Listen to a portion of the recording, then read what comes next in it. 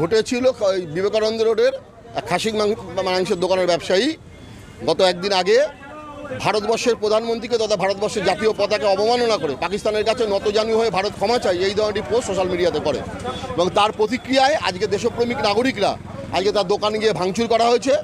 ওখানে যে কজন ছিল মানুষের হাতে গণপ্রহার খেয়েছে এবং এতেই শেষ হয়নি।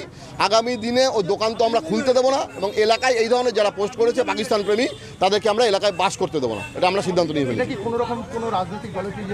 অবশ্যই রাজ্য প্রশাসনের সক্রিয় মদতে এইগুলো করছে। আজকে ভারতবর্ষ ছাড়া পশ্চিমবঙ্গ ছাড়া ভারতবর্ষের অন্য কোনো রাজ্যে এই ধরনের পোস্ট করার সাহসিকতা কেউ দেখাবে না কোনো ভারত বিরোধী।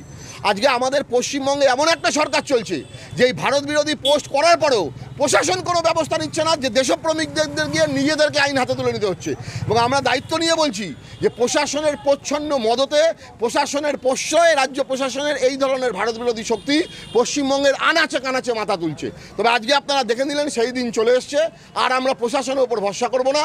আমরা দেশপ্রেমিকরা এদেরকে কী করে টাইট দিতে হয়, এদের কী করে দেশ ছাড়া করতে হয়, এদের কী করে পিঠে মারা থেকে পেটে মারা থেকে ভাতে মারা করতে হয় সেই সিদ্ধান্ত সেই শিক্ষা আমরা গ্রহণ করে নিয়েছি এবং আগামী দিনও একইভাবে চলবে। পারলে রাজ্যের পুলিশ প্রশাসন তাদের রক্ষা করুক, আমরা দেশপ্রেমিকরা এখানে দাঁড়িয়ে চ্যালেঞ্জ করলাম।